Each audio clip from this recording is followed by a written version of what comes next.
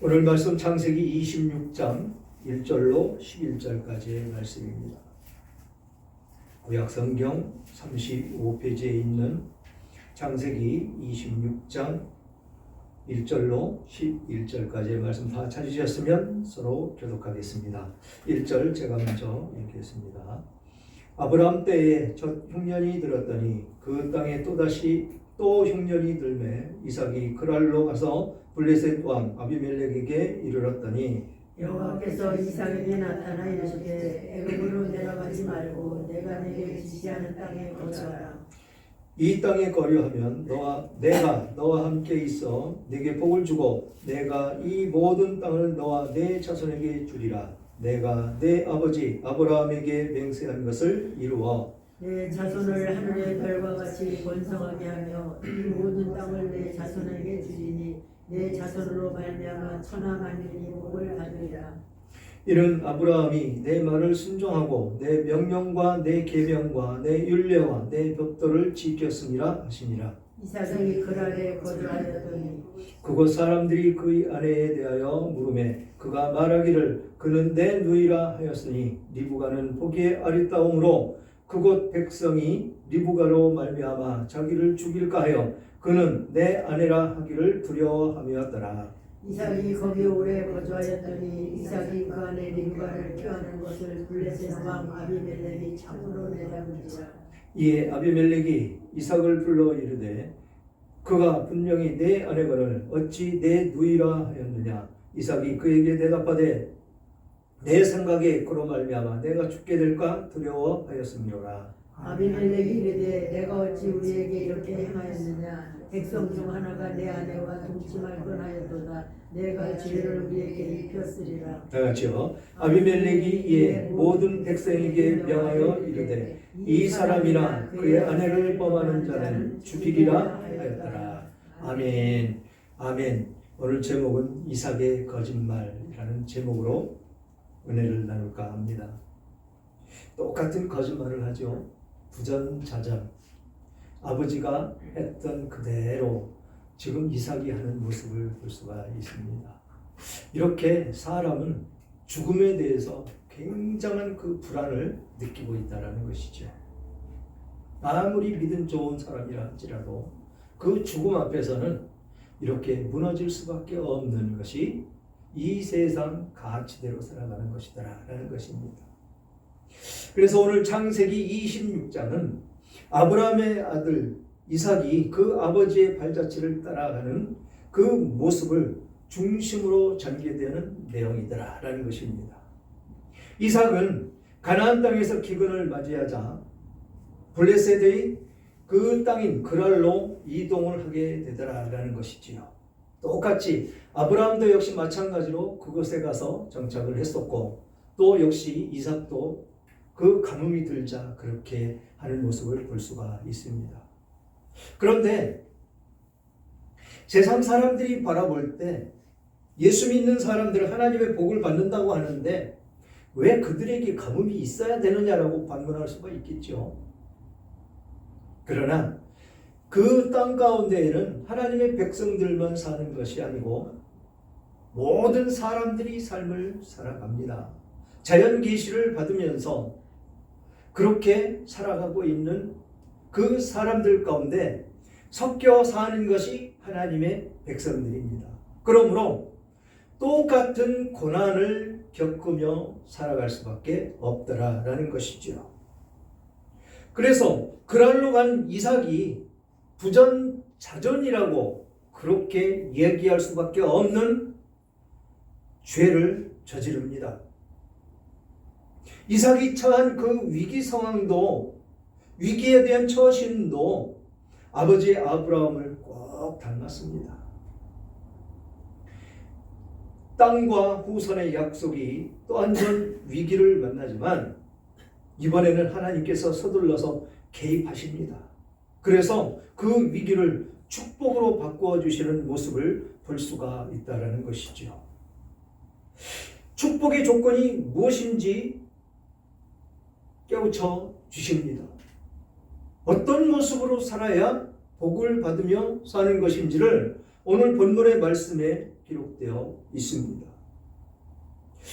그래서 이 사건은 우리에게 믿음과 순종, 그리고 하나님의 약속에 대한 신뢰, 그것을 어떻게 가져야 하는지를 큰 교훈으로 우리들에게 주는 말씀이다 라는 것입니다. 그래서 이 설교에서는 이삭이 직면한 그 어려움과 그 가운데 어떻게 하나님의 축복을 받아들이는지를 살펴보기를 원합니다. 1절 보니까 아브라함 때에 첫 흉년이 들었더니 그 땅에 또 흉년이 들매 이삭이 그랄로 가서 블레셋 왕 아비멜렉에게 이르렀더니 라고 기록하고 있습니다. 아브라함 때도 그 첫 해에 똑같은 흉년이 들었더라라는 것입니다. 그리고 또 이 이삭이 똑같은 그런 흉년을 맞이한다라는 것입니다. 하나님이 왜 하나님의 백성에게 이런 고난을 주셔야만 했느냐라는 것입니다. 우리들에게 왜 고난이 따라와야 되느냐라고 말씀을 하고 있는 것입니다. 왜 육신의 질고로 고통 가운데 있어야 되느냐라고 말씀을 하고 있는 것입니다.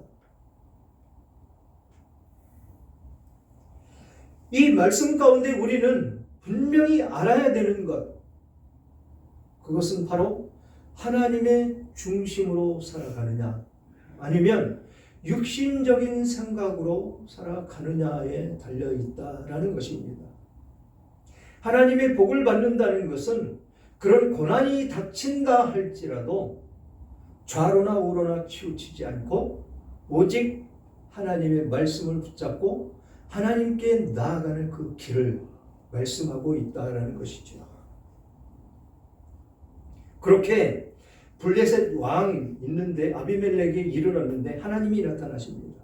여호와께서 이삭에게 나타나 이르시되 애굽으로 가지 말고 내가 네게 지시하는 땅에 거주하라 라고 말씀을 하십니다. 지금 이 이삭의 생각으로는 지금 이 그랄에 머무르는 것이 아니고 그 애굽 땅까지 젖과 꿀이 흐르는 것 같고 푸른 초원이 풍성하게 이어져 있는 그곳까지 가고 싶었다라는 것입니다. 이 그랄은 가뭄은 면할 수가 있을지 몰라도 척박했다라는 것이죠. 반대로 얘기하면 그래서 애굽으로 가려고까지 마음을 먹었었더라라는 것입니다. 그래서 하나님은 내가 가라는 곳 그곳에 머물러라라고 지금 권면을 하고 있다는 것이죠. 지금 우리들에게 아주 화려한 그곳에 딱 펼쳐놓고 그곳에 가면 축복이 너의 것이다 라고 말씀을 하시는 것과 똑같다라는 것입니다. 이 사단 원수 마귀들이 예수님을 시험할 때 똑같은 이치로 시험을 했다는 것이죠. 천하만국을 너에게 줄 것이다. 그런데 이 사단들은 예수님을 알지 못하고 예수님을 깊이 있게 깨닫지 못하고 그런 제안을 했었던 것이죠. 그게 예수님에게만 시험이 아니고 우리들에게 그런 시험이 온다라는 것입니다. 그렇지만 예수님은 어떤 분입니까? 이 온 천지를 창조하시고 그러셨던 분 아니십니까? 그러므로 이 온 우주 천지는 다 예수님 건데 그것을 너에게 주겠으니 우리가 하라는 대로 해라? 말도 안 되는 얘기를 했었다라는 것이죠. 그렇듯이 지금 우리들에게 펼쳐지는 것, 아름답고 화려하고 그곳에 가면 물질도 풍족하고 그곳에 가면 나의 지위도 높아지고 권세가 있고 그런 곳이 있으니 가라라고 얘기한다면 척박한 이곳, 단속이 심하고 그 단속이 나올까 봐 항상 불안에 초조해하며 사는 이곳을 버리고 떠나가기가 쉽다라는 것이죠. 지금 이곳이 하나님이 주신 축복의 땅임을 하나님이 말씀을 하고 있는데 그것이 보여진다고 그것으로 가기로 다짐하면 어떻게 되느냐라는 것이죠. 지금 이곳 그랄은 그렇게 풍성한 것도 아니고 물도 부족하고 비옥한 땅도 아니고 그런 곳에 머물러라 라고 하나님은 지금 말씀하고 있습니다. 그래서 우리들에게 비록 마을 같지는 않지만 집들도 변변히 건축물로 세워진 것도 아니지만 왜 이곳에 세우셨느냐라는 것입니다. 왜 이곳에? 여러분들이 왜 이곳에 살게 하셨느냐라는 것이죠. 이곳이 우리들의 그랄이다라는 것입니다. 이곳에서 축복이 내려질 것이다 라는 것입니다.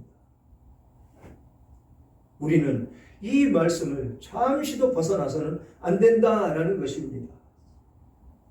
그러면서 3절에 말씀을 하십니다. 이 땅에 거류하면 내가 너와 함께 있어 내게 복을 주고 내가 이 모든 땅을 너와 내 자손에게 주리라. 내가 내 아버지 아브라함에게 맹세한 것을 이루어 내 자손을 하늘의 별과 같이 번성하게 하며 이 모든 땅을 내 자손에게 주리니 내 자손으로 말미암아 천하 만민이 복을 받으리라. 아멘. 하나님이 그렇게 이삭에게 지금 명령을 하고 있습니다. 이 땅에 거류하면 내게 복을 주시겠다라고 말씀을 하십니다. 그런데 오전에도 말씀드렸듯이 그 땅에 살려면 많은 수고가 필요하다는 것이죠. 내가 스스로 농지를 개척하고 우물을 파고 그래서 내가 실질적으로 그것을 개척해서 삶을 살아갈 때 하나님은 복을 주시겠다라고 말씀을 하시는 것입니다. 그냥 아름답게 보이고 풍족해 보이는 애굽이 있는데 저 멀리 보여지는 애굽이 있는데 푸른 초원이 펼쳐져 있고 그곳에 가면 아무 근심 걱정 없이 살 수 있을 것 같은 바로 건너에 큰 아파트들도 있고 거기 가면 휘황찬란 조명도 비치고 무엇이든지 길거리에 가서 발 닿는 곳에 들어가면 먹을 것이 있고 먹고 즐기고 놀 수 있는 것이 펼쳐져 있는 것이 있는데 왜 굳이 이곳이냐라는 것입니다. 왜? 살기도 힘들고 저 건너가면 도시가스가 들어와서 가스 보일러만 넣으면 기름 떨어질까봐 걱정을 안 해도 되고 추울까봐 염려하지 않아도 되는 바로 아주 복된 곳이 있는데 기름 떨어질까봐 기름 탱크 항상 점검해야 되고 불안초조하며 언제 단속이 나오지 않을까 걱정하며 사는 이 땅이 그랄이다라는 것입니다. 그랄. 그런데 이 그랄이 하나님이 이 땅에서 사는 사람에게 내게 복을 주고 이 땅에 모든 땅을 너와 내 자손들에게 주겠다라고 약속을 하십니다. 이삭의 후손들 야곱이 이 땅에서 번성하며 그렇게 살 수 있는 족속이 될 것이다 라고 약속을 하는 모습을 볼 수가 있다는 것이지요. 그것이 이 이삭에게 약속을 한 것이 아니고 이삭의 아버지 아브라함에게도 약속을 했었다라는 것입니다. 그 약속을 했으니까 네가 그 후손이니까 너에게도 똑같이 그런 약속을 해주겠다라고 말씀을 하고 있는 것입니다. 그래서 내 자손에게 주리니라고 말씀하면서 천하 만민이 복을 받으리라. 아브라함의 후손이 복을 받으리라.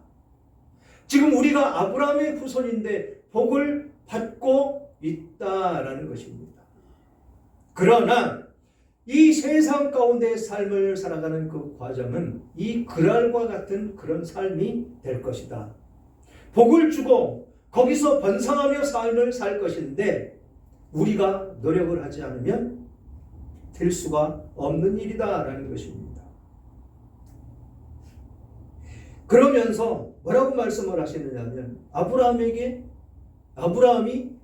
행했던 그 모습을 말씀을 하십니다. 5절에 이는 아브라함이 내 말을 순종하고 내 명령과 내 계명과 내 율례와 내 법도를 지켰음이라 하시니라. 복을 받는 조건을 말씀하고 있습니다. 아브라함이 복을 받았던 조건을 말씀하고 있습니다. 그래서 이삭에게 다시 한번 말씀을 합니다. 아브라함이 그렇게 살았듯이 너도 그렇게 살아야 될 것이야. 그것이 내 말을 순종하고 내 명령과 계명과 율례와 내 법도를 지켜라 라는 것입니다. 이 성경에서 말씀하시는 이 말씀을 지켜 행하며 살아야 복을 받을 것이다 라고 우리들에게 말씀으로 주시는 것입니다. 노력을 하며 하나님의 율례와 법도와 규례를 지키며 하나님의 말씀을 순종하며 삶을 살아갈 때 그때 축복은 우리들의 것이다 라고 말씀을 하고 있는 것입니다. 세상 속에 휩싸여 산다고 그래서 이 하나님의 말씀을 배제하고 세상 물결 따라간다면 그 복은 나의 복이 될 수가 없다라는 것이죠. 아주 중요한 말씀입니다. 그래서 우리는 늘 말씀에 순종하는데 나의 모든 것을 다 바쳐야 된다는 것이죠. 세상에 아무리 좋은 것, 아무리 화려한 것, 그 소중하다고 얘기하는 그 물질까지도 말씀 앞에서는 그냥 무용지물이 되어야 된다는 것입니다. 가장 소중한 것, 하나님의 말씀, 명령과 규례와 법도, 이것을 지켜 행할 때 이 세상은 평화롭고 아름답고 사랑이 흘러넘치는 그런 세상 가운데 삶을 살아갈 수가 있을 것이다 라는 것입니다. 다음 주의 말씀을 보면 이런 말씀을 받은 이삭이 어떻게 합니까? 그곳에서 우물을 파면 그럴 주민들이 와서 싸웁니다. 내 거라고 주장을 합니다. 그러면 이삭은 어떻게 합니까? 그냥 내주고 바로 다른 곳에 가서 또 판다라는 것이죠. 이게 사랑이다라는 것입니다. 내 것으로 주장해도 될 것인데 내가 봤으니까 내 거 아닙니까? 그런데 이삭은 기꺼이 그냥 내줍니다. 이게 사랑이라는 것이죠. 여기서 지금 이 명령을 듣고 이삭이 거짓말을 하고 있는 이 과정 가운데에서 하나님이 주시는 말씀으로 이 이삭은 깨우치더라라는 것입니다. 그렇게 하나님의 말씀을 듣고 이삭은 그날에 거주하였다라고 6절에 말씀하시면서 7절에 그곳 사람들이 그의 아내에 대해 물으매 그가 말하기를 그는 내 누이라 하였으니 리브가는 보기에 아름다움으로 그곳 백성이 리브가로 말미암아 자기를 죽일까 하여 그는 내 아내라 하기를 두려워함이었더라. 이런 말씀을 받고도 자기 생명이 위태로울까 봐 두려움에 젖어 있었더라는 것입니다. 이게 인간 세상에서 사는 우리들의 본연 모습이다라는 것입니다. 이런 모습 가운데 삶을 살아가는 우리들이더라라는 것이죠. 아주 연약한 그 모습을 드러내는 그 모습이다라는 것입니다. 하나님이 그렇게 칭찬을 했던 아브라함, 나와 합한 자라고 그렇게 칭찬을 했던 아브라함도 그렇게 2번을 거짓말을 하지요. 이삭도 똑같이 자기 생명이 위태로울까 봐 자기 아내를 누이라고 그렇게 거짓말하는 모습을 우리는 볼 수가 있습니다. 아주 연약한 인간 존재, 그것을 나타내는 것이다라는 것입니다. 이렇게 잘못을 저지르고 난 이후 이삭은 성경에 나타난 것을 보면 그 외에 하나님을 배교한다든지 거짓말하는 모습이 하나도 드러나지 않았습니다. 그렇게 두려워하면서 이삭이 거기에 오래 거주하였더니 이삭이 그 안에 리브가를 껴안은 것을 블레셋 왕 아비멜렉이 창으로 내다본지라. 참 가까웠던 모양입니다. 가깝게 이렇게 창으로 내다보이면 그 안에 보일 수 있을 정도면 아주 가깝게 사는 그 모습이었었던 것 같습니다. 창으로 내다보니까 이삭이 자기 아내를 껴안고 있는 것을 이 아비멜렉 왕이 봤다라는 것이죠. 그래서 9절에 보니까 이에 아비멜렉이 이삭을 불러 이르되 그가 분명히 내 아내건을 어찌 내 누이라 하였느냐. 이삭이 그에게 대답하되 내 생각이 그로 말미암아 내가 죽게 될까 두려워하였음이로다 라고 말씀을 합니다. 그러면서 10절에 아비멜렉이 이르되 내가 어찌 우리에게 이렇게 행하였느냐. 백성 중 하나가 내 아내와 동침할 뻔하였도다. 내가 죄를 우리에게 입혔으리라. 이 거짓이 무서운 것이다라는 것입니다. 그 거짓 한마디에 다른 사람이 죄에 빠질 수가 있다라는 것입니다. 우리는 거짓을 행하면 안 된다라는 것이죠. 정직하고 바르고 이 5절에서 말씀하신 것 같이 계명과 율례와 법도를 잘 지키며 살아야 된다라는 것입니다. 그렇게 살 때 복은 모두 우리들의 것이다라고 말씀을 하는 것입니다. 그렇게 거짓을 행함으로 다른 사람들이 죄를 지으면 안 된다는 것이죠. 그러면서 아비멜렉이 자기 나라 백성들에게 선포합니다. 아비멜렉이 이에 모든 백성에게 명하여 이르되 이 사람이나 그의 아내를 범하는 자는 죽이리라 하였더라. 미리 가서 얘기를 했으면 더 좋았을 거야. 거짓말하지 말고. 그런데 왜 이런 것을 성경에 기록했느냐라는 것입니다. 우리가 이렇게 할 수가 있다는 것입니다. 연약하기 때문에. 그래서 하나님은 한 말씀도 어긋남이 없이 우리들의 심령을 잘 알고 계시더라라는 것입니다.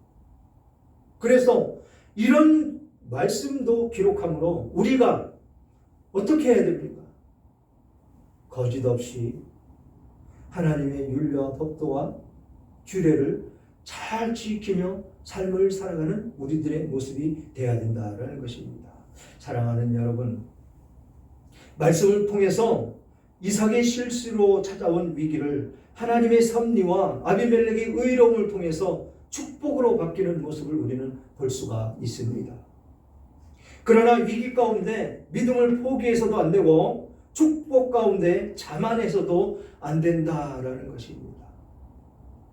우리의 부족함과 실수에도 불구하고 하나님은 은혜와 보호가 여전히 임한다는 것을 우리들에게 보여주고 계시는 것입니다.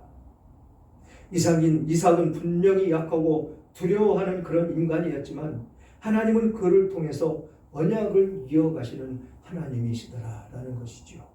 그것이 우리들에게도 똑같이 지금 우리들을 통해서 이 언약을 이어가시는데 사용하시는 하나님이시더라라는 것입니다. 우리 역시 때때로 두려움과 불안으로 인해서 하나님의 뜻에서 벗어날 때가 있지만 하나님은 여전히 우리들을 돌아보시고 돌보시고 인도하시고 그런 분이시더라라는 것입니다. 그런 하나님과 동행하시며 주시는 축복 속에 영광을 돌리시는 여러분들이 다 되시기를 주님의 이름으로 축원합니다.